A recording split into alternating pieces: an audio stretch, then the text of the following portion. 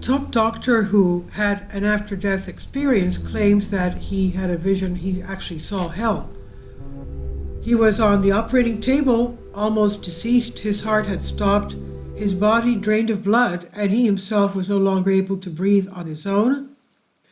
Descriptions of people who have had post-death or out-of-body experiences or near-death experiences, NDEs, while in the operating room under the influence of powerful drugs or clinically dead for a time, are many, and opinions differ as to whether the visions they see are another reality or just mind games.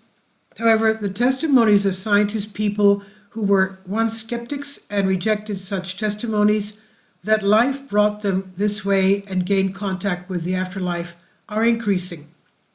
One such case was Dr. Rajiv Party, who had heard many patients describe such experiences and automatically dismissed them as nonsense until the moment he found himself on the operating table.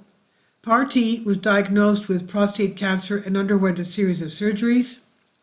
Before talking about his own experience, he describes the following incident with a patient of his who he himself anesthetized, and with technical processes, the medical team stopped his heart, replaced his blood with a special liquid in order to restore a damage to the major artery leading to the heart. It was my job, he says, to keep the patient sedated throughout the operation, says Rajiv Party, and he adds, the operation had a happy ending. When the patient woke up from anesthesia, I was next to him and saw him smiling. Then he said to me, I was watching you. I was out of my body and floating on the ceiling. I saw you who were at my head, the nurse, the doctor who stitched me up. How could you see all this? It was not the first time that something similar was described to me and other patients of mine in my 25 years of career, claiming similar situations. Some described to me a bright light that drew them. Others said that they had met members of their family who were no longer alive, but I considered all this nonsense, and I always told them that I would come back to discuss it, which I never did, says the doctor who is a doubting Thomas. He described how he lived a good, albeit materialistic life with his wife Arpana, a dentist by profession. Business was going well, and he even opened his own clinic. They bought a bigger house, a better car, to end up with a supercar. He had it all planned, as he confesses. His 3 children would go to the best universities. The eldest son was under unbearable pressure to become a doctor, and he himself had been pressured by his father to follow this profession that now had him rise to the top of the world. But no one has a contract with life and happiness. So it was that in 2008, at the age of 51, Party was diagnosed with prostate cancer. He said, I was angry with God. What had I done for this to happen to me? I didn't deserve it, I said. However, I found the best surgeon in the country to perform the operation, and he assured me that everything would be fine and there would be no complications. Unfortunately, there were. There was a tragic mistake that resulted in me undergoing 5 more surgeries over the course of 2 years to repair the damage, but none of them went very well, he says. Until one day, just 2 weeks after the 5th operation, I felt like I was going to pass out. I had a fever, and I knew very well what was happening to me. Despite the strong antibiotics I was taking, an infection was spreading rapidly in my abdomen, and if I did not treat the situation immediately, I would die of septic shock, he recalls. His wife was present throughout the scene, and with tears in her eyes, managed to get him into their expensive car and take him to the hospital. There, the nurses put him in a wheelchair, a wheeled bed, and took him straight to the operating room.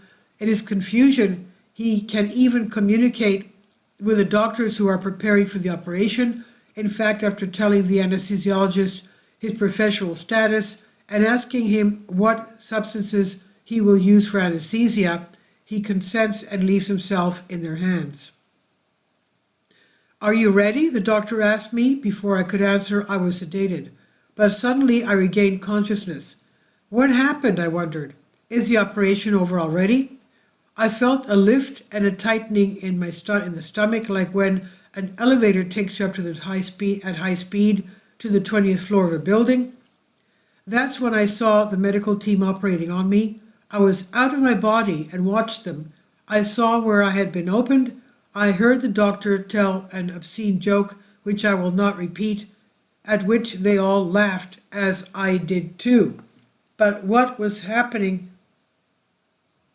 I was indeed the one who was living all this, and what exactly I was living. How could I be in two places at once? That's when the other thing happened. The perspective I saw changed, and for the sake of truth, although I was still in the operating room, at the same time I saw my mother and my sister sitting on the sofa of our father, who was thousands of kilometers away in New Delhi, India. The scene was vivid, and I could see the details. My sister wore jeans with a red sweater, and my mother a green veil and green sweater. "What are we going to cook for dinner?" my sister asked my mother. "It's cold outside. Let's make a soup of lentils," she replied. Rajiv Parti's account continues. A sound of surgical instruments hitting the metal table drew my attention back to my body and the doctor's. "The guy sucks. He's lucky to be alive," said the doctor. But then I panicked. Will I return to my body, or am I doomed to wander for eternity as a spirit? Did I die? I felt like an astronaut out of his suit. Suddenly everything was forgotten and a blackness covered me. I believed I was coming back to my body and was relieved. So he thought, but instead describes the terrifying experience. Then absolute terror came over me. To my right, I began to hear screams of pain and agony. I was swept away by an inexplicable movement and found myself in a burning canyon. I was on the edge of it, and smoke, along with a sickening smell of burning flesh, filled my nostrils. I knew I was on the brink of hell. They tried to move me away, but every time I tried to take a step back, an invisible force pushed me forward. A voice answered me telepathically, and I heard it say, "You have led a materialistic life. You were an individualist." I knew it was true and felt ashamed. Over the years, I stopped caring about my patients. I was only interested in their money. There on the edge of hell, I remembered my patient of mine with arthritis who was suffering from pain, and while I was prescribing her pain medication, she was crying. She was crying not because of her pain, but because of her husband, who was dying of cancer. She asked me what to do, and I replied that I didn't have time to discuss with her, as I had other patients waiting for me. I was like a robot. I had trained myself to be detached from all feeling, or rather, I had trained myself to care only about me. While hearing all of these screams and smells of all these awful smells, I realized how futile all the materials I had acquired were. The big house, the separate rooms we had to communicate through our cell phones, shame and despair had overtaken me. There was no escape from this place. However, I prayed for one more chance. "God, give me one more chance," I asked. His prayers were answered. Almost at the same time I was given a second chance I asked for in the form of the last person I ever expected to see, my father. I recognized him immediately. He was 30 years younger than the age he died. He took me by the hand and led me out of the hell that I was in, as if I were a small child. He hugged me tenderly. I don't remember him doing that before. At 53, I was still afraid that if I made a mistake, I was afraid he would punish me. He would beat me, as he had done so many times when I was a child. But then I understood how he understood things. He did it because he did not want me to waste my life. I understood his mind.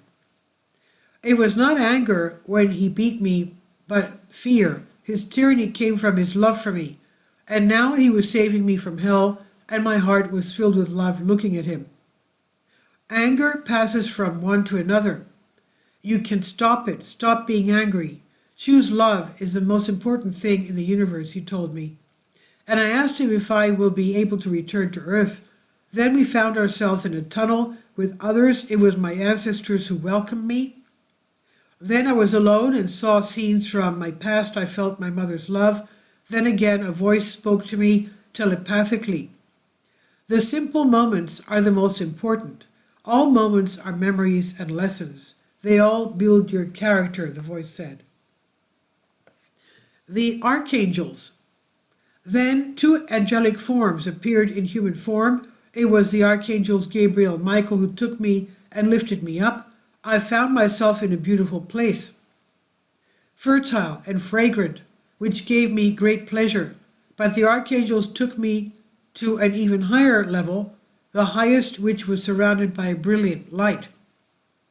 It is the highest level that is made up of love and intelligence, that which is the universe, archangels told me, and continued. Enlightenment comes when men realize that the only thing that matters is love. But most people don't understand that. Party also ascended to another level where a blue light embraced him, and it was an entity. There was no gender, it was absolute love, telepathically advising him to re-examine his life and make the necessary changes. He told him that from now on his life's goal would be to heal souls and relieve people from pain and sorrow. The next thing he remembers is opening his eyes in bed after surgery. The doctor told him that the operation was very difficult, and he replied that he saw everything.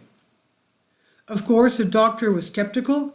Party told him the joke he heard during the surgery to get the answer that maybe the anesthesia had not quite taken hold of him, and left the room just like Party had done before. When Party recovered, he quit his job as chief anesthesiologist at Bakersfield Heart Hospital in California, got rid of expensive cars. He also sold his huge house and moved to a smaller one. He then began treating patients with addiction problems and depression with medication and alternative methods. He encouraged his son to do whatever he wanted with his studies, and relationships with his whole family changed for the better. His testimony is excerpted from a book adapted for Dying to Wake Up, as published by Daily Mail, and this is what he described in his experience. It's amazing, isn't it? God is real, heaven is real, but so is hell. So we better make the decision to be in heaven with our Lord Jesus Christ, our Savior. Please leave your comments. Thank you for your support. Please support my Patreon account. The daily posts are 5 videos daily, and they are totally different from what I have on my YouTube channel. Thank you so much for your support, and that you find all my content so interesting. You'll find the Patreon account details in the description box below.